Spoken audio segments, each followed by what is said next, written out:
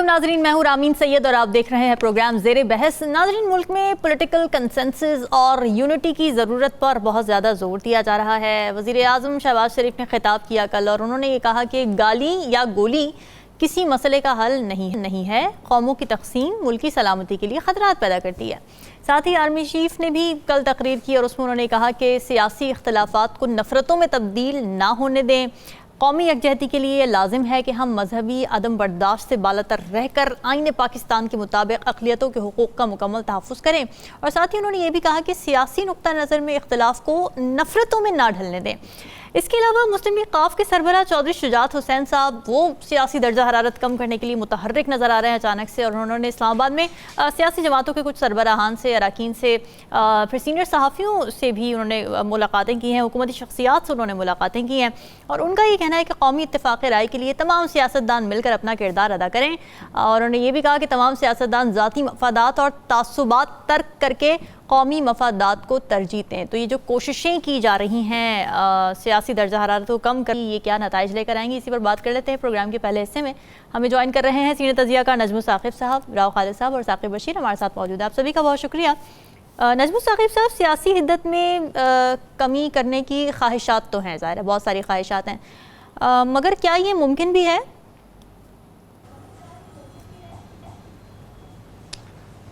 देखिए, ये बड़ी अच्छी ख्वाहिश है अगर आप इसको सिर्फ इस एंगल से देखें कि सियासी चूँकि खलफशार है, बहुत ज़्यादा अनसर्टेनिटी है, तो उससे जो पैदा होने वाले मसाइल हैं जिसमें अवाम बेचारे खाम खा पिस रहे हैं, उससे मईशत पे भी असर पड़ रहा है। तो यानी आइडिया तो बहुत अच्छा है कि जी होनी चाहिए, जिस सियासी इख्तिलाफात जो हैं उनको ख़त्म करें, नफ़रत में तब्दील ना करें, इंतशार और मायूसी ना फैलाएँ। हाँ। इसमें यहाँ पे बात आती है, आपने कहा ख़त्म हो सकती है, हिद्दत ख़त्म हो सकती है कि नहीं। दो तीन फैक्टर्स हैं जो मुझे बता रहे हैं कि ये हिद्दत, ये जो है सियासी हिद्दत है, ये कम होने में या ख़त्म होने में कुछ देर लगेगी। पहली जो है ना वो ये है कि जब तक खान जेल में है, मौलाना साहब जो हैं वो उन्होंने अभी तक नहीं बताया कि उनके कबूतर किस छत पे बैठेंगे, वो ज़रा कुछ लैतुलाल से काम ले रहे हैं जी। और अब जब चौधरी शुजात साहब बीच में आ गए हैं, इसका मतलब ये है कि इस आलम में भी उनकी सेहत इजाज़त नहीं देती, लेकिन उन्होंने भी अगर मुलाकातें शुरू कर दी है तो इसका मतलब दो मतलब समझ में आते हैं। पहली बात ये समझ में आती है कि हुकूमत वक्त फ़ौज समेत, याद रहे कि फ़ौज जो है वो हुकूमत का एक इदारा होता है। बिल्कुल। फ़ौज समेत हुकूमत ये चाहती है कि इस सियासी हिसाब किताब को, इस नफ़रत को जो पैदा हो रही है, ये जो यानी आपके जो सेगमेंट्स बन रहे हैं, जो आपके मुख्तलिफ धड़े बन रहे हैं, फिर सोशल मीडिया बीच में आ रहा है, उससे काफ़ी जी पोलराइजेशन जो हो रही है, आपने जी वो उसी पोलराइजेशन को मैं एक्सप्लेन कर रहा हूँ कि ये हो रही है, इसको रोकना है। अब ये कि क्या ये इस तरह कहने से, बयानात देने से ख़त्म हो जाएगा, मेरा नहीं ख्याल। देखिए, पहले दो तीन ज़रा क्विकली बयानात देख लेते हैं जो यानी कुछ तो आपने बताया ना, कुछ मैं भी यानी बताना चाहता हूँ, जिसकी बेस पे मैं ये अपना तज्जिया पेश करूँगा कि मैं ये जो कह रहा हूँ, मैं ये क्यों कह रहा हूँ। गाली और गोली किसी मसले का हल नहीं, गाली और गोली किसी मसले का हल नहीं, ये हमारे वज़ीर आज़म ने फरमाया है।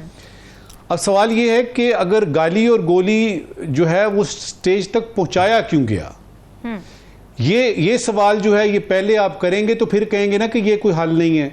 दूसरा इसका पहलू ये है कि अगर ये हल नहीं है तो फिर हल बताइए। ठीक है, आपकी APC हो नहीं रही, खान जेल में है, उसके जो है वो सारे के सारे हिसाब किताब, तोशा खाना पे 2-3 केस हैं, केस पे केस हो रहा है, और आपने यानी जलसे जुलूसों पे ये जो हिसाब किताब शुरू कर दिए हैं कि बाकायदा तौर पे बिल आ रहे हैं, पास हो रहे हैं, यानी बिल्कुल आपने उनको दीवार के साथ लगा दिया है।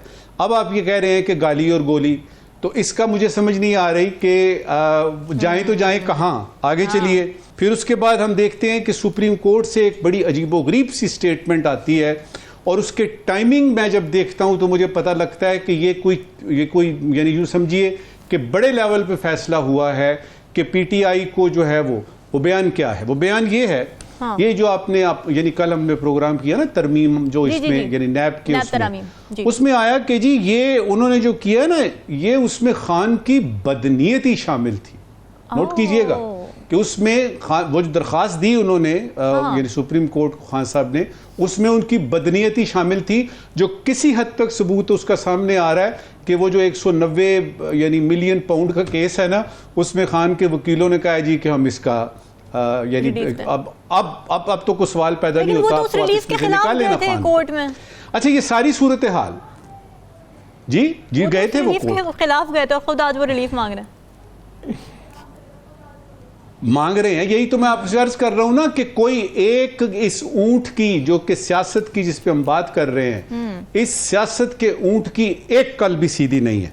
अच्छा, अब ये कि सारी सियासी जमातों का यकजान होना जी क्या मुमकिन है? क्योंकि जब तक ये यकजान नहीं होंगे, कि हम आहंगी, ये यकजहती के मैसेजेस, ये तो पूरे नहीं होंगे। और इससे भी बढ़ के इस वक्त की आखिरी बात मेरे नजदीक जो ज्यादा चीज अहम है, देखिए नफरतों में जो बदल रहे हैं उसके लिए तो आपको बहुत कुछ करना पड़ेगा ना, पीछे जाना पड़ेगा, क्यों ये या आई नफरतें और क्यों इस तरह का हिसाब किताब। और उसमें जो वो जो फोकल वो है ना पॉइंट, वो है आपके जनरल इलेक्शन जो फरवरी में होते हैं, और उसके मुतनाज़ा जो रिजल्ट्स निकले हैं, वहां से ये चीज़ जो है वो और ज़्यादा होगी कि हमारे हुकूक सल्ब किए जा रहे हैं। ठीक है, सियासी जमातों के अलावा भी तो रामीन हमारे मुल्क में कुछ लोग हैं ना। हाँ, बिल्कुल। और मेरा ख्याल है ये 25 करोड़ अवाम में 24 करोड़ और पता नहीं 90 लाख के करीब जो लोग हैं, उनका सियासत से कोई ऐसा लेना देना नहीं है। उनको बिजली के बिलों की मुसीबत पड़ी हुई है, उनको महंगाई की फिसर पड़ी हुई है, और उनके सामने आए रोज गोलियां चल रही हैं। यानी लोग जो हैं वो यानी अपनी गाड़ियों में रगेदते हुए, रौनते हुए जा रहे हैं। तो क्या इस यकदेती का जो मैसेज है, या ये यकजान होने का मैसेज है, या इस हम आहंगी का मैसेज है, उसमें कहीं अवाम का भी जिक्र है कि सिर्फ आपने सियासी इस हिद्दत को ही दूर करना है? ये अब उसमें ये कि अवाम की लेवल, जिसको मैं सोसाइटल कहता हूं कि आपका जो हारमनी है, उसकी तरफ भी तवज्जो देने की ज़रूरत है। लेकिन मेरा ख्याल है कि ये इब्तिदा अच्छी है, और मैं तो ज़ाती तौर पे मेरी ख्वाहिश भी है, मेरी कोशिश भी यही रहती है, अब जब भी हम यानी करते हैं गुफ्तगू, चाहे स्क्रीन पे करें या स्क्रीन से बाहर करें, कि सियासी मसाइल का हल सियासत से निकालें।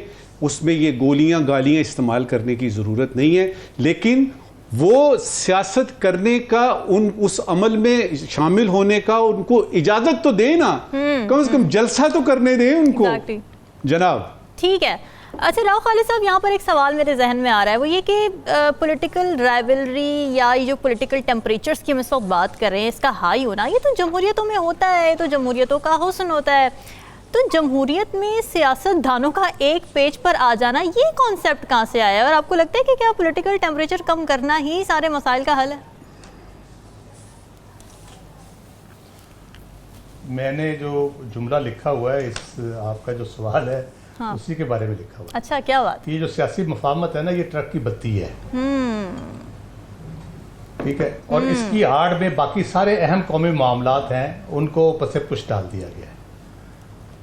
अच्छा, डिस्ट्रैक्शन है ये। मुल्क में क्या अवाम की नुमाइंदा हुकूमत मुल्क में कायम हो सकती है सियासी मुफाहमत अगर हो जाए, जो भी यकीनन नहीं होगी। हुकूमत अपनी हुकूमत छोड़ के कहेगी कि हाँ जी 8 फरवरी के इलेक्शन को मानते हैं तो वापस आ जाए। मईशत की सूरत हाल बेहतर हो सकती है, महंगाई कम हो सकती है, IPPs जो है उनका मसला हल हो जाएगा क्या, लॉ एंड ऑर्डर और खुसूसन दहशतगर्दी के हवाले से मामला ठीक हो सकते हैं, ताजर टैक्स नेट में आ जाएंगे। ये चंद एक पॉइंट है। हम मान लेते हैं कि जी मुफाहमत हो जाती है, सियासी दर्जा हरारत कम हो जाता है, लेकिन ये जितनी चीज़ें मैंने बताई हैं, ये तो अपोजिशन तो कुछ नहीं कर सकती इसके ऊपर। अपोजिशन तो मॉरल सपोर्ट दे सकती है आपको। आप जब तक इक़दाम नहीं करेंगे, आप वो स्टेप्स नहीं लेंगे जिनसे ये चीज़ें ठीक होनी है, अपनी सियासी जुर्रत का मुजाहरा, पॉलिटिकल विल नहीं दिखाएंगे, तो ये नहीं होगा।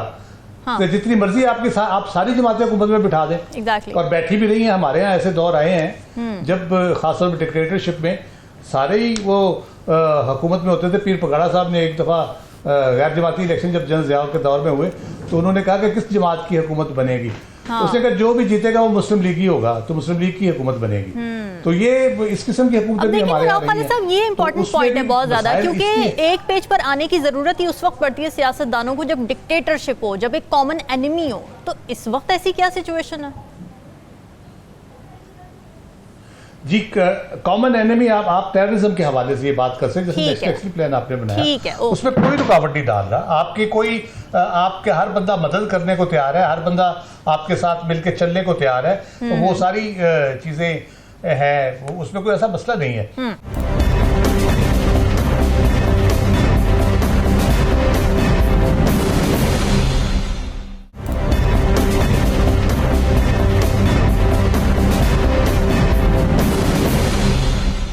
लेकिन अब पॉलिटिकल डायलॉग जो है वो करने की और उसको कामयाब करने की कुंजी तो हुकूमत के पास है। सही है, सही है। तो इख्तियार है या नहीं उसके पास, हुकूमत के पास कुंजी बहरहाल उसके पास है। ठीक है। तो उन्होंने क्या इनिशिएटिव उसके लिए ऊपर लिया? चले इमरान खान से उनके नहीं बनती, वो मुखालफत है, मुखासमत है, वॉट, बल्कि उनके साथ तो पीटीआई वालों के साथ तो ये गाली गोली वाली जो बात करते हैं, गोली वाली तो ऑब्वियसली दहशतगर्दी की बात है कि बलूचिस्तान में जो सूरत हाल है उसके वाले, गाली की तो यकीनन पीटीआई के हवाले से वो बात करते हैं, जब भी करते हैं कि जिन्होंने गाली इंट्रोड्यूस की। तो क्या है भाई, आप बंदे को मारते भी हैं और कहते रो भी ना, तो वो रोने तो दें कम से कम, उनको वो अपना को भड़ास निकाल ले, अपना को कथारसिस कर ले। बाकी तो उनको कोई इतना बड़ा कोई उनकी सूरत हाल उनके लिए बेहतर नहीं है। लेकिन हुकूमत किस तरह से करेगी इसको? क्या चौधरी शुजात साहब करेंगे, अचकज़ई साहब के साथ ये बात करेंगे, राना सनाउल्लाह साहब को आगे करेंगे, या बाकी लोग जो है मतलब चौधरी शुजात साहब चौधरी निसार से भी मिलेंगे, फजलुर रहमान साहब से भी मिलेंगे, मुशाहिद हुसैन साहब से भी मिलेंगे, जादुल हक साहब से भी मिलेंगे, मोहम्मद अली दुरानी साहब से भी मिलेंगे, बहुत से लोग हैं जिनसे उन्होंने मुलाकात करनी है। इसके नतीजे ये जो सियासी मफाहमत है उसके नतीजे में बात वही आ जाती है, क्या ऐसी सूरत हाल पैदा होगी कि जो हमारे करने के काम है 70 साल में जो हमने नहीं किए, तो अब हम अचानक वो कर पाएंगे? तो वो मुझे बिल्कुल समझ नहीं आती। दूसरी बात जहां तक है सियासी इख्तलाफात को नफरत की हद तक जो जाना है, हम दुनिया में फिनोमिना देखते हैं। हम आज भी अगर गोरे को जिसने यहाँ पे हुकूमत की उसके साथ नफरत क्यों करते हैं? क्योंकि उसने सियासी और नजरियाती इख्तलाफात को कुचला और मजालिम ढाए। यहाँ पे उसका जो जुल्म है वो नफरत की वजह बना। जहाँ पे भी जुल्म होता है, कश्मीर हो, फलस्तीन हो, कोई भी सोसाइटी हो, जहाँ पे जुल्म एक लेवल तक जब जाता है, लोगों के हकूक सलब कर लिए जाते हैं या उनको आवाज उनकी दबा दी जाती है, तो ऑब्वियसली बात होती है वो फिर जो भी टायरेंट होता है, जिस सूरत में भी हो, पॉइंट की बात नहीं करते और हम कॉन्सिक्वेंसेस की बात करते हैं कि जी ये कॉन्सिक्वेंस क्यों आ रहा है। एग्जैक्टली जब आप मर्ज का ही नहीं पता चलेगा तो आप उसका इलाज कैसे करेंगे? आप मर्ज को तो दरियाफ्त करें ना कि मर्ज क्या है। तो जब मर्ज आप ढूंढ लेंगे तो इलाज भी आपको मिल जाएगा। तो इसी तरह से मामला ठीक हो गए। लेकिन जो हुकूमत के करने के काम है वो तो करे। अपोजिशन क्या कर लेगी? इंस्टेबिलिटी अपोजिशन किस तरह क्रिएट, मैंने पहले भी बात की थी एक दफा, किस तरह क्रिएट कर रही है? एक जलसा है वो उसको करने नहीं दिया जा रहा, तो क्रिएट वो कैसे कर रही है? क्या वो सड़कों पे हंगामा कर रहे हैं? उन्होंने फैक्ट्रियां जाके बंद करा दी हैं, उन्होंने बिजली काट दी है, उन्होंने बिजली काट दी है, वो टैक्स कलेक्ट नहीं करने दे रहे हैं आपको, या कोई और आपके पार्लियामेंट के दरवाजे पे आके बैठ गए जी की गाड़ी का पेट्रोल बंद कर दिया उन्होंने। देखिए राव साहब आइडियाज दे रहे हैं बहुत सारे, ये यानी पीटीआई वालों को। नहीं, हम डिस्क्लेमर साथ दे देते हैं कि उनका पर्सनल ओपिनियन है। कोई पाकिस्तान के ना ऐसा हुआ है ना कोई ऐसा करेगा। मैं ये कहता हूँ कि हुकूमत के बहाने होते हैं ये सियासी अदम इस्तेहकाम। मैं भी समझता हूँ सियासी अदम इस्तेहकाम के इम्पैक्ट होता है। इंटरनेशनली लोग देखते हैं आपके यहाँ इन्वेस्टमेंट करने के हवाले से, आपको माली तौर पे इमदाद देने के हवाले से। IMF हो भले आपके दोस्त मालिक हो, उन्होंने कर्ज वापस भी तो लेना ना। उन्होंने देखना ना कि यहाँ सूरत हाल ऐसी है कि पैसे वापस भी आ जाएंगे या डूब भी जाएंगे। वो यकीनन होता है इम्पैक्ट। लेकिन जो हमारे अंदरूनी तौर पर जो हमने स्टेप्स लेने हैं, IMF जो हमें कहता है, जो कंडीशनैलिटीज वो लगाता है, जो बाकी चीजें हमारे करने की है वो तो हम कर ही नहीं रहे। ठीक है, तो सियासी मुफाहमत करके क्या हासिल करेंगे? एग्जैक्टली। तो सियासी मुफाहमत की जब हम बात करते हैं, साथ में हमें रूट कॉजेज को भी जरा मद्देनजर रखना चाहिए। साकिब, आप आज अडियाला जेल से होकर आ रहे हैं, तो ये बताएं कि जो ख्वाहिशात हैं सियासी हिद्दत को कम करने की, ये ख्वाहिश अडियाला में भी पाई जाती है? PTI के जो बानी हैं वहाँ पर वो क्या कहते हैं इस बारे में? आज वो मीडिया से बात कर रहे थे तो उस दौरान उन्होंने ये कहा कि हमें ये कहा जाता है कि आप जो है वो नवाज शरीफ से साथ बैठें, जो है वो मुज़ाकरात करें, आसिफ अली जरदारी के साथ जो है वो बैठें, मुज़ाकरात करें। उन्होंने कहा कि हम किस तरह बैठ जाएं कि जिन्होंने जो हमारा मैंडेट चोरी करा के जो है वो हुकूमत कर रहे हैं। तो बात वही है कि हम जो पहले भी जिक्र करते रहे हैं कि मुज़ाकरात तो जो महमूद खान अचकज़ई साहब जो है वो उनको उन्होंने कह रखा है कि आप जाएं और उनसे लेके आएँ ऑफ़र, वो क्या ऑफ़र करते हैं।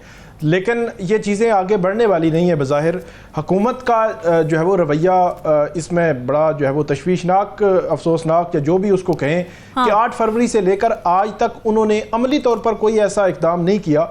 ठीक है, हुकूमत ये कहती है कि ठीक, अगर उन पर इल्ज़ाम लगता है कि आप जो है वो फॉर्म 47 की हुकूमत हैं या फॉर्म 45 के मामलात आप आगे नहीं बढ़ने दे रहे, तो फिर उनको दिफा में कुछ ना कुछ तो करना चाहिए कि कुछ वो गवर्नमेंट ये ऑफर दे देती कि हम कोई कमीशन बनाते हैं, या ये कहती कि जो ट्रिब्यूनल्स काम कर रहे हैं चले हम जो लेजिस्लेशन कर रहे हैं उनको काम करने दें, या ये कहती कि जो इल्ज़ामात लगे हैं इलेक्शन पर उन इल्ज़ामात के इजाले के लिए तैयार हैं। कुछ भी नहीं कहा आज तक। तो इसका जो ज़्यादा जो बर्डन होता है वो हुकूमत वक़्त पर होता है। हुकूमत वक़्त को चाहिए होता है कि सियासी जो दर्जा हरारत है वो कम से कम हो, क्योंकि हर मामले में माशी मामलात समेत उसके बड़े गहरे असरात होते हैं। अपोजिशन तो फिर अपोजिशन होती है, अपोजिशन ने तो आपके ख़िलाफ़ बात भी करनी है, तनकीद भी करनी है और हर चीज़ करनी है, लेकिन हुकूमत वक़्त की जानिब से ऐसी कोई चीज़ जो है वो सामने नहीं आ रही। तो अडयाला जेल में भी जो इमरान खान साहब हैं उनकी गुफ्तगू से भी यही लगता है बज़ाहिर कि ये जो पिछले दिनों भी जो है वो मुज़ाकरात की बात चल निकली थी कि नवाज शरीफ साहब ने शायद राना सनावला जो है उनको ये मैंडेट दिया है कि वो इनको इंगेज करें पीटीआई को डायरेक्ट मुज़ाकरात के लिए, तो वो बात भी मेरा नहीं ख्याल कि आगे बढ़ सके जब तक कि जो मुस्लिम लीग नून है या हुकूमत है कोई कुछ देने के लिए जो है वो कम से कम को अमली तौर पर कुछ जो है वो काम नहीं करती। और बात फिर वही आकर ख़त्म हो जाती है कि राना सनावला साहब ने कहा था कि अगर जो है वो हम सारा कुछ मैंडेट और सारी चीज़ें जो कहते हैं कि आप 17 सीटें हैं और ये सारा कुछ हम इनको दे दें तो फिर ये जेल से बाहर होंगे और हम अंदर होंगे। तो ये फिर सिचुएशन जो है वो इसमें ये भी बनती है इस लिहाज से भी अगर जो है वो देखा जाए। इसके अलावा जो इलेक्शन के रिजल्ट्स हैं वो सबसे ज़्यादा डिस्प्यूट जो है वो इलेक्शन मैंडेट चुराने पे है। अब हुकूमत का उसमें भी रवैया देख लें कि ना तो जो है वो ट्रिब्यूनल्स के हवाले से जो उन्होंने लेजिस्लेशन की है उस लेजिस्लेशन की वजह से एक तो उन्होंने लेजिस्लेशन की अपने आप को प्रोटेक्ट करने के लिए, और वो उसकी वजह से जो इलेक्शन के जो रिजल्ट्स थे या इलेक्शन पिटीशंस थी उन पर चीज़ें आगे बढ़नी थी वो भी रुक चुकी हैं, गैर फाल हो चुकी हैं। तो ये जो रवैया है इस रवैये के साथ कैसे जो है वो आगे बढ़ सकेंगे। फिर जो बात एक तो एक पॉलिटिकल साइड है, एक नॉन पॉलिटिकल आप कहें बलूचिस्तान की भी बात जो गाली और गोली की बात थी उसके तनाजुर में भी हुकूमत वक़्त भी ज़ाहिर सी बात है सोच रही है। और जो इमरान खान साहब हैं उनका भी ये स्टेटमेंट कल आया था कि डायलॉग हल है, आप ऑपरेशन जो है वो किसी भी मसले का आखिरी हल होता है। 2004 से लेकर आज तक बलूचिस्तान में ऑपरेशन हो रहे हैं किसी न किसी तरह छोटे पैमाने पर, लेकिन यह है कि कोई हल नहीं निकला। तो आपको अल्टीमेटली डायलॉग के लिए जाना पड़ेगा। और अख्तर मेंगल साहब जो है वो अलग हुए हैं, तो एक तो जो सियासी जमातें हैं इनके अंदरूनी मामलात हैं और दूसरा सूबाई सतह पर जो जिस किस्म की सिचुएशन बलूचिस्तान की है, अख्तर मेंगल साहब का रिजाइन देना हुकूमत अपोजिशन हर बंदे ने उनकी जो है वो उनको बार बार ये कहा है कि आप जो है वो इस्तीफा वापस लें, लेकिन उन्होंने इस्तीफा वापस नहीं लिया।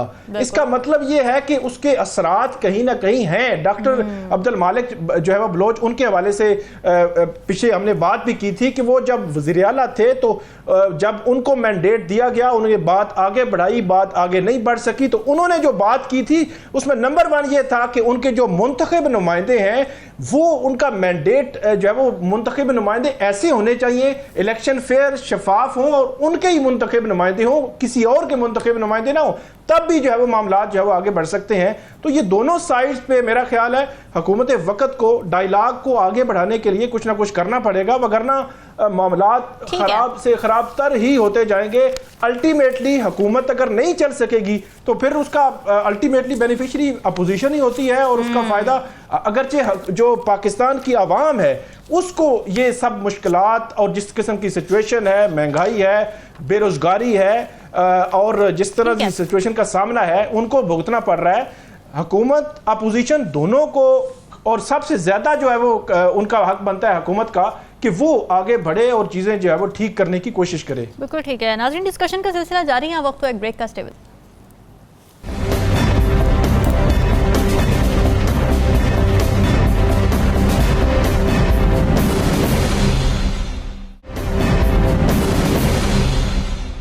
वेलकम बैक नाज़रीन। इस्लामाबाद में पुरअमन इज्तिमा और अमन आमा 2024 एक्ट सेनेट के बाद कौमी असम्बली से भी मंजूर हो गया और अब से कुछ देर पहले इस पर सदर आसिफ अली जरदारी ने दस्तखत भी कर दिए हैं। ये एक्ट है क्या, कहता क्या, इसके कुछ सीधा निकात आपको बता देते हैं। ये कहता है कि असम्बली का कोऑर्डिनेटर डिस्ट्रिक्ट मजिस्ट्रेट को 7 रोज़ कबल मजलिस की तहरीरी दरख्वास्त देगा। असम्बली या मजलिस की जायज़ वजूहात ना देने पर डिस्ट्रिक्ट मजिस्ट्रेट जलसे की इजाज़त नहीं देगा। फिर ये भी कहा गया है कि जलसे की नामजद मुख्तस करदा जगह या कोई और हुकूमत का मुख्तस करदा इलाका ही होगा, यानी हुकूमत डिसाइड करेगी कि आपने जलसा कहाँ करना है। डिस्ट्रिक्ट मजिस्ट्रेट जलसे की इजाज़त देने से कबल अमन अमान की सूरत हाल का जायज़ा लेगा और अगर लगा कि नहीं है अमन अमान की सूरत हाल ठीक तो कैंसिल भी किया जा सकता है, इजाज़त नहीं भी दी जा सकती है। फिर हुकूमत इस्लामाबाद के किसी मखसूस इलाके को रेड जोन या हाई सिक्योरिटी जोन करार दे सकती है जहां असेंबली की ममानियत होगी और वहां पर जलसा बिल्कुल नहीं हो सकेगा। डिस्ट्रिक्ट मजिस्ट्रेट के पास असेंबली पर पाबंदी का भी इख्तियार होगा अगर वो पब्लिक सेफ्टी या कौमी सिक्योरिटी के लिए रिस्क हो। फिर कुछ सज़ाएं भी हैं इसके अंदर के जो भी गैर कानूनी जलसा यानी इजाज़त ना मिलने के बावजूद अगर किसी ने जलसा किया तो उन अरकान को गिरफ्तार किया जाएगा, हिरासत में लिया जा सकता है और 3 साल तक सज़ा हो सकती है, जुर्माना भी हो सकता है। अब इस बिल को हुकूमत ये कहकर जस्टिफाई कर रही है कि इस्लामाबाद के रिहायशियों को जलसों या एहतजाज की वजह से मसाइल का सामना करना पड़ता है, जो अभी रिसेंटली देखा भी गया, इसलिए ये बिल नागुज़ीर है। जबकि अपोजिशन ख़ास तौर पर PTI ये कह रही है कि ये एक्ट ख़ास जमात यानी PTI को टारगेट करने के लिए है। हमारे तजियाकार क्या कहते हैं इस पर, इसी पे बात कर लेते हैं। राव खालिद साहब, ये पुरअमन इज्तिमा एक्ट है या एंटी इज्तिमा एक्ट है? एक तो मैंने सुन ज़्यादा रहा था इसके बारे में, आज मुझे तफसील से पढ़ने का इत्तफाक हुआ जी जी। और जब मैंने पूरा एक्ट पढ़ा, क्योंकि मैंने लॉ भी किया हुआ है, तो मुझे थोड़ा सा आइडिया है कि ये जो असेंबली होती है, जलसे होते हैं, इलीगल असेंबली होती है, कानूनी गैर कानूनी असेंबलियाँ, उनको इजाज़तनामे उनको करने का जो इजाज़तनामा कौन देता है, और अगर वो गैर कानूनी हो तो कैसे होता है, अगर इजाज़तनामा हो और उसके दौरान कोई गैर कानूनी हरकत शुरू हो जाए तो फिर क्या होता है, 144 क्या होता है ज़रा। तो ये सारी चीज़ें वही हैं जो ऑलरेडी हमारे यहाँ कवानीन में मौजूद हैं, कोई इसमें नई चीज़ नहीं है। तो इसमें वो 3 साल और 10 साल की बात करके ना, तो वो जो कहते हैं पंजाबी में त्राह निकालने की कोशिश की गई है PTI का खास तौर पे, क्योंकि इसका टारगेट तो अभी फिलहाल PTI ही लगती है, क्योंकि उनके जलसे को रोकने की कोशिश की जा रही है। जी बिल्कुल। और ये माइंडसेट रिफ्लेक्ट करता है डिक्टेटोरियल माइंडसेट, आमराना जो जहनीत एक होती है ना, कि जी गलियां हो जान सुंजियां विच मिर्जा यार फिरे, मार दो, कुचल दो, ख़त्म कर दो अपोजिशन को, तो वो उस तरह से है।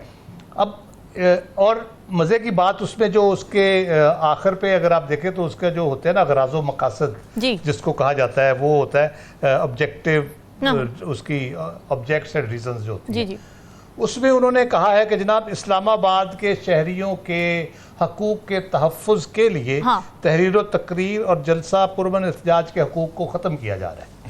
मैं उसको इस तरह तशरीह करता हूँ।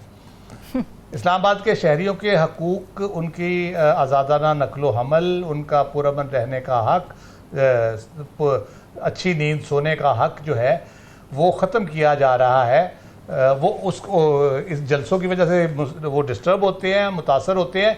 तो इसलिए पाकिस्तान के पूरे अवाम का इस्लामाबाद में तहरीर व तकरीर करने का और पुरअमन एहतजाज या जलसा करने का हक ख़त्म किया जा रहा है, जो कि फंडामेंटल राइट्स हैं। तो ये किस किस्म का कानून है जिसमें ये सारा होता है।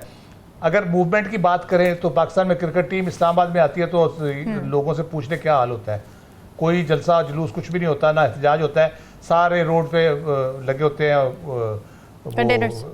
कंटेनर्स रखे होते हैं, आप कहीं से घूम के जाते हैं, आगे सड़क बंद है, दूसरी तरफ से घूम के जाते हैं, वहाँ से भी बंद है, बहुत से इलाके अनएक्सेसिबल आपके हो जाते हैं।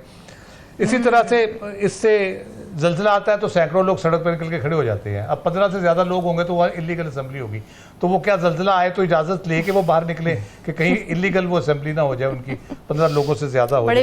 इसी तरह से सड़क पे कोई हादसा हो जाए तो 30-40 गाड़ियां वैसे ही रुक जाती हैं वहाँ पे। हमारा जो शौक है तमाशबीनी का, तो हम 100-150-200 बंदा वहाँ भी इकट्ठा हो जाता है। इसी तरह कहीं पे कोई जेब कुतरा पकड़ा जाए या कोई चोर डाकू पकड़ा जाए, उसको ना सिर्फ पकड़ लेते हैं, 100-150 बंदे मारते भी हैं, तशद्दुद इज्तिमा हो जाता है। तो उसका फिर क्या होगा। और सबसे बढ़ के आप जनाजा और ईद भी खुली जगह पे नहीं पढ़ सकते अगर इस कानून को उसके सही रूह के मुताबिक इम्प्लीमेंट किया जाए। तो मुझे समझ नहीं आती कि इस कानून का यानी ये लाने का क्या मकसद था। ये सारी चीज़ें पहले से मौजूद है।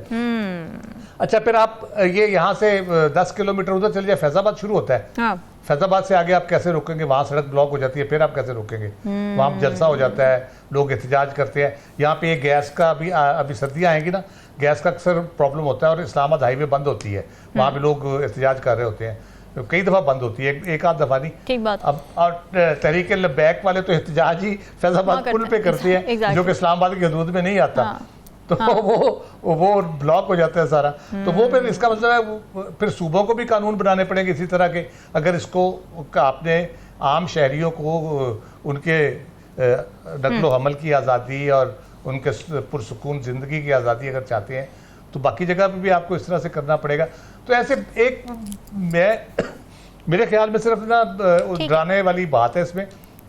और फिर जो सज़ाओं की बात हो रही है बुनियादी तौर पे, सज़ाओं की जो बुनियादी तौर पे बात हो रही है वो है 3 साल तक और जुर्माना या दोनों। अब मजिस्ट्रेट साहब कहते हैं जी अच्छा 500 रुपये जुर्माना होगा जी लीगल असेंबली पे, तो वो उसको आप कैसे रोकेंगे? अगली दफ़ा वो करेगा 10 साल तक सज़ा या जुर्माना या दोनों। अगली दफ़ा वो 1000 रुपये जुर्माना कर देंगे, सज़ा नहीं देंगे।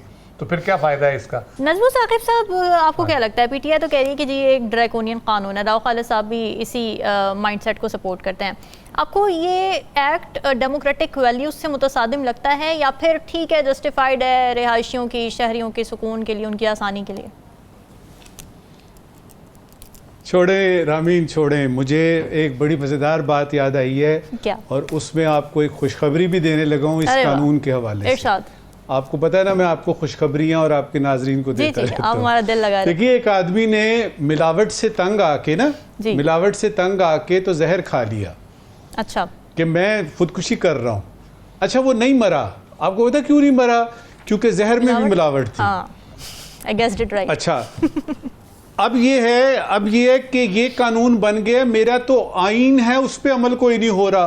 तो खुशखबरी ये है कि ये उन तमाम कवानीन के साथ एक जगह पे आर्काइव में पड़ा हुआ होगा। किसी का दिल चाहेगा इस पे अमल पजीर होने का तो हो जाएगा, वरना इस पे अमल किसने करना है?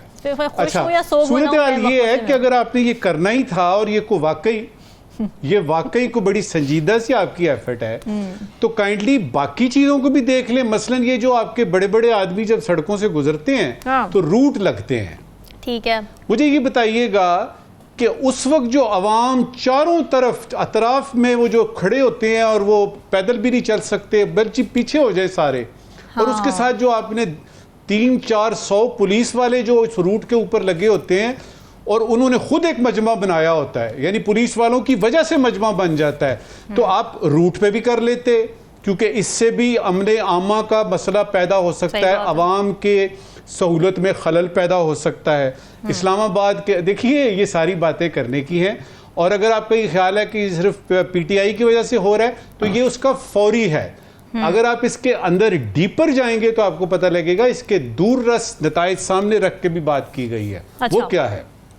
देखिए, सिर्फ पीटीआई तो नहीं कर रही ना, यहाँ पे ट्रेडर्स जमा हो जाते हैं, यहाँ पे टीचर्स जमा हो जाते हैं, यहाँ पे आप देखें कौन जमा नहीं होता और सारे थ्रेट करते हैं, रेड जोन जा रहे हैं, फलाना कर रहे हैं, और कुछ नहीं तो जमात इस्लामी आ जाती है, महंगाई है, फलाना है, ढमकाना है। तो सिर्फ पीटीआई नहीं है, इसमें सारे हैं।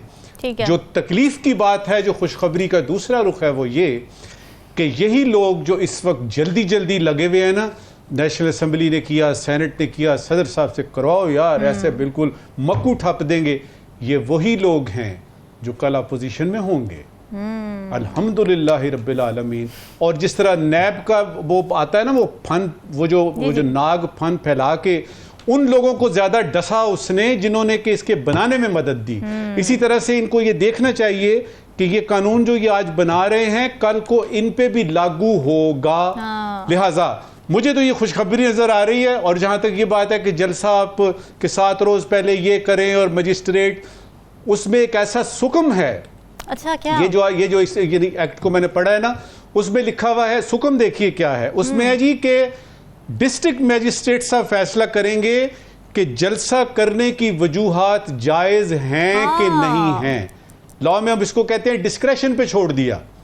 अब वो मजिस्ट्रेट फर्ज करें कि खुदा न खास्ता पीटीआई का है तो वो तो कहेगा जी बिल्कुल जायज है, और अगर वो मुस्लिम लीग का निकला है वो कहेगा जी इससे नाजायज चीज तो आज तक पाकिस्तान में हुई नहीं है। तो उसके माइंडसेट पे डिपेंड करे ना कि वो किसको सपोर्ट कर रहा है, किस पार्टी को सपोर्ट कर रहा है, वो उसके सपोर्ट में दे देगा अपनी कंसेंट।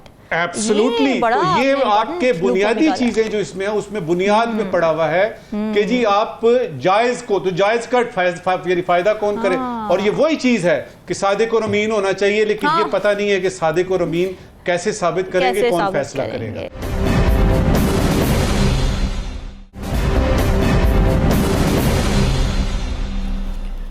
वेलकम बैक जी। फरवरी के बाद से कई दफ़ा एनओसी मनसूख होते रहने के बाद कल यानी 8 सितंबर को पीटीआई बिल आखिर इस्लामाबाद में जलसा करने जा रही है। अब लग यूँ रहा है कि इस जलसे के लिए पीटीआई से ज़्यादा हुकूमत ने तैयारियां की हैं। 41 शराइत के साथ एक एनओसी जारी हुआ है। उस एनओसी में कुछ शराइत हैं, सारी तो नहीं बता सकते वक्त की कमी की वजह से, लेकिन कुछ इंपॉर्टेंट ये है कि जलसे का आगाज़ 4 बजे होगा, इख्तिताम 7 बजे होगा। फिर किसी किस्म के धरने की इजाज़त नहीं होगी, सिर्फ जलसा किया जा सकेगा। रियासत मुखालिफ या मजहबी मुनाफरत पर मबनी तकारीर या नारों की इजाज़त नहीं होगी, और इस तरह की कई और शराइत भी रखी गई हैं। इसके अलावा एक रूट प्लान भी तरतीब दिया गया है और पीटीआई के कारकुनान को सिर्फ उन्हीं रूट से आने की इजाज़त होगी और बाकी रूट्स कंटेनर्स लगाकर बंद कर दिए जाएंगे।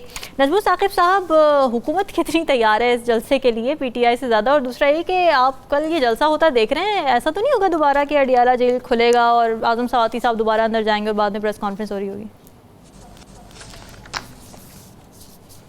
देखिए, मेरे साथ मिलके दुआ करें कि या बारी ताला सुबह 7:30 बजे कोई पुरस्रार सी गाड़ी अडियाला न चली जाए और वहाँ पे कोई मुलाकात ना हो जाए, क्योंकि ये जलसा मेरा ख्याल है कर ही लें यार आप, अब मेरा ख्याल है कर लें, तो क्योंकि एक तरफ तो वो बन रहे हैं वो यानी कवानीन जिनका हमने पिछले सेगमेंट में जिक्र किया है, ये शायद यानी बहुत सारी पार्टियों का शायद ये आखिरी जलसा हो। देखिए जो मकासद बताए हैं ना ये बैरिस्टर गौहर ने, उन्होंने बुनियादी तौर पे ये बात की है कि ये जलसा जो हम कर रहे हैं ये लाकानूनियत यानी लॉलेसनेस, लाकानूनियत के खिलाफ है और महंगाई के खिलाफ है।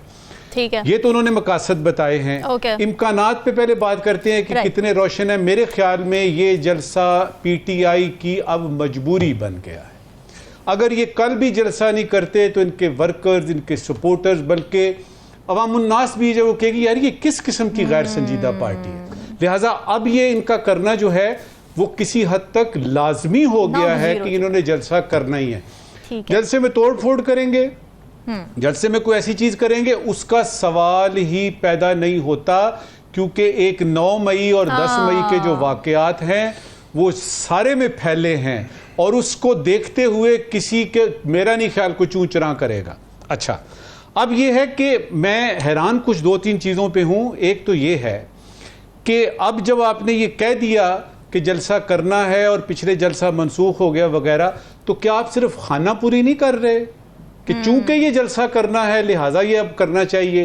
दूसरी बात, ये जो आज एक दिन पहले जलसे से एक दिन पहले आपके सेक्रेटरी जनरल उमर अयूब साहब इस्तीफा दे रहे हैं, आपके सेक्रेटरी इत्तलात जो रऊफ हसन साहब हैं उनके बारे में भी आया कि शायद वो भी इस्तीफा दे रहे हैं। ये हो क्या रहा है? मेरे ख्याल में जलसा करने से ज़्यादा इम्पॉर्टेंट ये चीज़ें आपके ये बड़े बड़े जगादरी जो आपके लोग हैं, साथी हैं, दोस्त हैं, और वो जो पीटीआई के बारे में जो बहुत सारे शकूक व शुबहात पैदा हो रहे हैं उस तरफ तवज्जो दीजिए, लेकिन कल वाला जलसा ज़रूर कर लीजिएगा, क्योंकि अगर आपने कल का जलसा नहीं किया तो आपकी जो सियासी साख है उसके कदो काट पे थोड़ा सा फ़र्क आएगा। इस वक्त की आखिरी बात, देखिए सियासी मसाइल का हल सियासत के मैदान में होता है। अगर लाकानूनियत इन्होंने ख़त्म करनी है तो 4 साल इनके पास था टाइम, उसमें भी कुछ कर सकते थे। अगर महंगाई ख़त्म करनी है तो उन 4 सालों में भी हो सकता था, और अभी और मौके भी आएंगे। आप अगर हुकूमत वक्त या जो इस वक्त यानी पार्टीज़ आपकी हुकूमत में उनके खिलाफ बात कर रहे हैं, तो ये जलसे जुलूस एहतजाज रास्ता नहीं है, ये रास्ता सियासत का होता है। इसमें मफाहमत करते हैं, थोड़ा सा मैं आगे जाता हूँ, थोड़ा सा वो आगे आते हैं। और ये जो पिछले 2-3 दिन की आर्मी चीफ की स्टेटमेंट पढ़ें, वो यानी देखें गौर से उनको और उसके अंदर मैसेज देखें। उसके बाद आपके वज़ीर आज़म क्या कह रहे हैं, बड़े बड़े जो हमारे सियासतदान और जो मुदब्बरीन हैं वो क्या कह रहे हैं, तो उस सूरत हाल में आपको सोचना चाहिए कि सियासत के मसाइल को सियासत के मैदान में आके हल करें। ऐसे ही खाम खा अमने अम्मा के मसाइल वगैरह, जलसे जुलूस, इनसे अब कुछ नहीं होगा। ठीक है राव खालिद साहब, मुझे लग ये रहा है कि चीज़ें सही सिमत पे बढ़ रही हैं, पीटीआई के हवाले से भी, ओवरऑल पाकिस्तान के हवाले से भी। और उसमें ये है कि एक ट्रांजिशन की ज़रूरत होगी। वो कैसे होगी ये मुझे नहीं अभी पता। ठीक है कि वो ट्रांजिशन कैसे होगी, हुकूमत रहेगी नहीं रहेगी, नए इंतखाबात होंगे, पुराने वाले का मैंडेट वापस आ जाएगा, इमरान खान साहब बाहर आ जाएंगे, उनको पूरी सियासी एक्टिविटी की इजाज़त होगी और वो अपना रोल प्ले करेंगे सियासत में। सारा वो ट्रांजिशन का मुझे थोड़ा सा है अभी उसके खदो खाल कहने के साथ क्लियर नज़र नहीं आ रहे। लेकिन चीज़ें हो ऐसी पॉलिटिकल डेवलपमेंट्स हैं जो ये इंडिकेट कर रही हैं कि कुछ ना कुछ होने जा रहा है। और वो किस तरह से होगा वो उसमें थोड़ी सी क्वेश्चन मार्क है। बाकी जहाँ तक जलसे की बात है तो उसमें चैलेंज है पीटीआई के लिए भी और हुकूमत के लिए भी। हुकूमत के 22 अगस्त को ख्वाजा आसिफ ने भी कहा और लोगों ने भी कहा, बल्कि फरमाया, मैं तो कहूँगा वो माइंड ही ना कर जाए कि ये नाकामी के डर से जलसा कैंसिल कर दिया इन्होंने और सारा, जबकि सबको पता है कि क्या हुआ है। ख्वाजा आसिफ साहब इतने बेखबर आदमी तो नहीं है, तो फिर डिफेंस मिनिस्टर भी हैं, उसका कहते तो हैं कि वो डिफेंस मिनिस्टर हैं और हैं भी, शायद ओहदा भी है उनके पास। तो वो कहते हैं कि जी नाकामी के डर से किया, तो मेरा ख्याल है उनको भी पता है कि क्यों उन्होंने किया। 2 दिन पहले कंटेनर लग गए थे, सारी मोटरवेज उस रात को ब्लॉक कर दी गई थी, एंट्रीज वगैरह सारी, अभी भी पकड़ दकड़ हो रही है। तो उससे पीटीआई के लिए चैलेंज ये है कि वो कहते हैं जी पूरे पाकिस्तान से लोग शिरकत करेंगे और केपी से तो आएंगे, पंजाब से भी आएंगे, पिंडी इस्लामाबाद से भी चले जाए तो बहुत बड़ा जलसा हो सकता है। तो वो है। अब जलसे की कामयाबी या नाकामी पे सारी अगले 2, 4 दिन, 10 दिन बयानियाँ इसी पे चल रहा है। और बयानियाँ बनाने में पीटीआई का कोई सानी नहीं है। हुकूमत भी कोशिश करेगी कि नाकाम हो गया, वो गिनने वाले भी पहुंच जाएंगे, वो जो बताते होते हैं कि जी 4000 कुर्सियाँ थीं और 2000 उसमें से टूटी हुई थी और 1000 के ऊपर बैठने की जगह नहीं थी और बाकी 1000 के ऊपर 300 लोग बैठे थे। तो इस किस्म के वो होते हैं, हमारे दोस्त कुछ बताते हैं जाके हमें, वो भी होगा। लेकिन ये बयानिया की जो है सारा पीटीआई के लिए चैलेंज इसमें एक और बहुत बड़ा है। क्या? 9 मई के अगर तनाजुर में हम देखें तो कोई शर्त पसंदी, कोई ऐसी चीज़ वो उनको रोकने की बड़ी क्लियर मैसेजिंग वर्कर्स को, लोगों को देनी चाहिए कि नज़र रखें, कोई ऐसी शरारत वहाँ पे ना हो, कोई ऐसी कोशिश ना हो जिससे कोई ख़राबी पैदा हो, कोई अमन-ओ-अमान की सूरत हाल पैदा हो। मेरा ख्याल है ये मैसेजिंग हो रही है और करनी भी चाहिए, क्योंकि ये फिर बहुत मज़ीद इनके लिए प्रॉब्लम पैदा हो जाएगी। और हुकूमत जिस वजह से इन जलसों से बच रही थी, उनको ये था कि ये जलसा, एक जलसा करेंगे फिर दूसरा करेंगे और ये कोई सीरीज़ ऑफ रैलीज शुरू हो गई, को काम सक्सेसफुली चल पड़े तो किसी तहरीक की शक्ल में इख्तियार कर जाए। मेरा ख्याल है ऐसा कोई खदशा नहीं है तहरीक का। चीज़ें जिस तरफ जा रही है, जैसे मैंने कहा कि ट्रांजिशन जो होनी है पीटीआई मौत आ रही है, लेकिन उस तरफ अगर जा रही है तो मेरा ख्याल है कोई तहरीक वगैरह का चांस इसमें कोई नहीं। लेकिन हुकूमत को खौफ में मुब्तला होने की जरूरत नहीं, उनको खुद जलसे करने चाहिए। मेरा तो ख्याल है एक अच्छी हेल्थी एक्टिविटी होती है, अपने वर्कर्स को निकाले, सारी हुकूमत की सारी जमातें मिलके जलसे जुलूस करे। बलदियाती इंतखाबात भी होने जा रहे हैं ना, बिल्कुल बिल्कुल, ये तो हाई टाइम है, अच्छा हुकूमत अपने लिए भी इस्तेमाल करे सड़क लगाएं। बिल्कुल ठीक है। साकिब, ये अब मुझे बताया कि इस्लामाबाद में वो जो मकाम है जहाँ पे करना है पीटीआई ने जलसा, उसकी क्या सिचुएशन है? क्योंकि बैरिस्टर सैफ की स्टेटमेंट में पढ़ी हूँ, वो कह रहे हैं हुकूमत जी ओछे हथकंडे इस्तेमाल कर रही है पीटीआई का जलसा रुकवाने के लिए। फिर वो वहाँ पे मौजूद भी हैं कुछ रहनुमा, वो कह रहे हैं कीचड़ है, पानी है, फैसिलिटेट नहीं किया जा रहा। इस तरह के मसाइल भी हैं? नहीं, ये कोई मिसाइल वो जो है वो अब जलसा हुकूमत ने तो नहीं करना ना, तो ये तो छोटी मोटी चीज़ें जो है वो लगी रहती हैं, चाहे कि एनओसी कैंसिल ना हो जाए, इस किस्म की सिचुएशन। बाकी जो क्रैकडाउन है, आपने देखा पंजाब में भी जिस लेवल पे पहले क्रैकडाउन होते थे उस किस्म का क्रैकडाउन भी नहीं है, कोई इक्का दुक्का को वाक़यात हों शायद। इसी तरह इस्लामाबाद में भी अभी तक की जो हम जब बात कर रहे हैं तो उनको फैसिलिटेट किया ही जा रहा है। अब वो कहें कि अब वो जलसा भी अब इंतज़ामिया के कराए, वो नहीं होगा, ज़ाहिर सी बात है, वो तो नहीं आएंगे वो हुकूमत की तरफ से।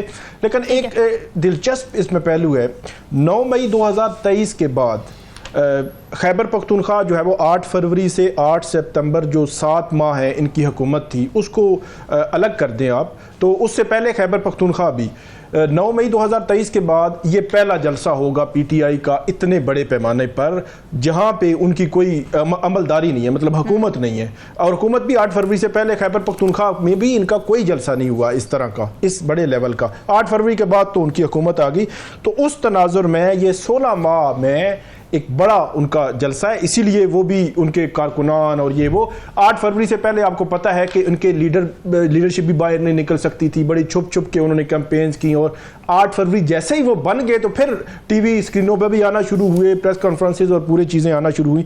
एक एस्पेक्ट ये है कि 16 माह के बाद फिर 6 जुलाई जलसा कैंसिल, 22 अगस्त जलसा कैंसिल, अब 8 सितंबर और 6 जुलाई से पहले को मई में भी मेरे ख्याल में कोई ऐसी हुआ था मामला। तो ये पीटीआई जो है वो तकरीबन मार्च अप्रैल से कानूनी स्ट्रगल कर रही थी, बार बार दरख्वास्त देती थी, फिर हाई कोर्ट, फिर दरख्वास्त देते थे, फिर हाई कोर्ट, फिर ये देते थे इजाज़त, फिर एनओसी एक दिन पहले कैंसिल और सारी चीज़ें चल रही थी। तो तकरीबन 4-5 माह की एक लीगल स्ट्रगल के बाद उनको जो है वो इजाज़त मिली है। खोज लगाना बहुत ज़रूरी है। नाज़रीन, सवाल के लिए छोड़ के जा रहे हैं, फीडबैक ज़रूर दीजिएगा, हमें दीजिए इजाज़त। अल्लाह हाफ़िज़।